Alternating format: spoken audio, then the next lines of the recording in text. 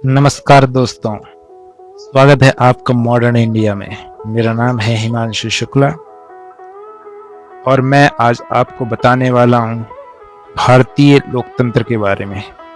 जी हाँ, भारतीय लोकतंत्र दुनिया का सबसे बड़ा लोकतंत्र। 140 करोड़ से अधिक आबादी वाले इस देश में हर नागरिक को अपने प्रतिनिधि चुनने का अधिकार प्राप्त है। लेकिन भारतीय लोकतंत्र केवल मतदान तक सीमित नहीं है। यह समानता, स्वतंत्रता, न्याय और नागरिक अधिकारों की एक मजबूत व्यवस्था है। आज के इस वीडियो में हम जानेंगे कि भारतीय लोकतंत्र क्या है, यह कैसे काम करता है, यह हमारे लिए इतना महत्वपूर्ण क्यों है। दोस्तों, आइए जानते हैं कि लोकतंत्र आखिर है क्या।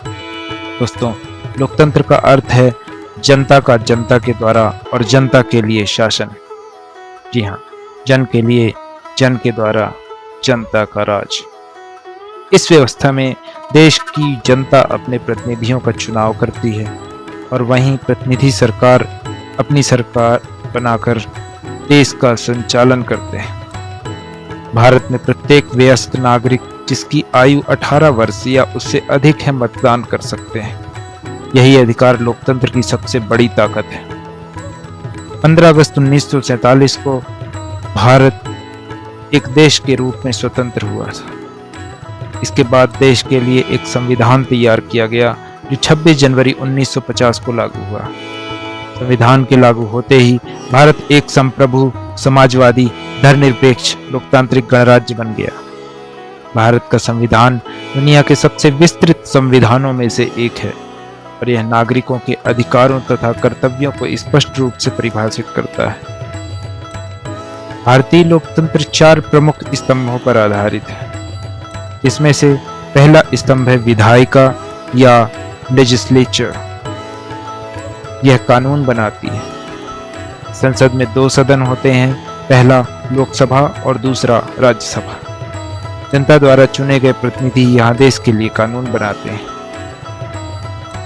लोकतंत्र का दूसरा स्तंभ है कार्यपालिका या एग्जीक्यूटिव। यह कानूनों को लागू करती है। इसमें राष्ट्रपति, प्रधानमंत्री और मंत्रिपरिषद शामिल होते हैं। सरकार की नीतियों को लागू करने की जिम्मेदारी कार्यपालिका की होती है। लोकतंत्र का चौथा स्तंभ न्यायपालिका को कहा जाता है। इसे ज्यूडिशरी भी कहते हैं। न्यायपालिका कानून की रक्षा करती है और नागरिकों को न्याय प्रदान करती है। भारत का सर्वोच्च न्यायालय संविधान का संरक्षक माना जाता है। भारत का चौथा स्तंभ कहा जाता है स्वतंत्र मीडिया को। मीडिया लोकतंत्र का चौथा स्तंभ कहलाता है। यह जनता तक जानकारी पहुंचाता है और सरकार की जवाबदेही सुनिश्चित करने में महत्वपूर्ण भूमिका निभाता है। भारतीय लोकतंत्र की प्रमुख विशेषताएं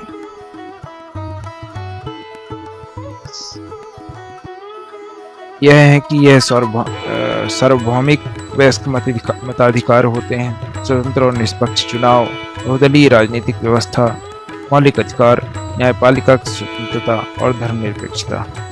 इन्हीं विशेषताओं के कारण भारत का लोकतंत्र विश्व में एक अनूठा उदाहरण माना जाता है। इसके अलावा लोकतंत्र की कुछ चुनौतियां भी हैं। हालांकि भारतीय लोकतंत्र मजबूत है, लेकिन इसके सामने फिर भी चुनौतियां आ जाती हैं, जैसे कि भ्रष्टाचार, फर्जी समाचार और गलत जानकारी, राजनीतिक ध्रुवीकरण, चुनावी खर्चे और सामाजिक असमानताएं। इन चुनौतियों का समाधान तभी संभव है जब नागरिक जागरूक रूप से और जिम्मेदार बने। लोकतंत्र में नागरिकों की भूमिकाएं सिर्फ इतनी नहीं होती कि वह कानून का पालन कर रहा है। लोकतंत्र केवल सरकार की जिम्मेदारी भी नहीं है। हर नागरिक की बहुत ही महत्वपूर्ण भूमिका होती है, जिसमें कि नागरिक का मतदान करना, नागरिकों को कानूनों का पालन करना, सामाजिक सद्भाव बनाए रखना, सही जानकारी प्राप्त करना और देश के विकास में योगदान देना। एक जागरूक नागरिक ही लोकतंत्र को मजबूत बना सकता है। भारतीय लोकतंत्र केवल एक शासन प्रणाली नहीं, बल्कि करोड़ों लोगों की आशाओं, अधिकारों और सपनों का प्रतीक है। यह हमें अपनी बात रखने, अपने प्रतिनिधि चुनने और देश के भविष्य को आकार देने का अवसर देता है।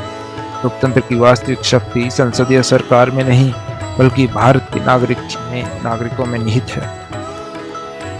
दोस्तों,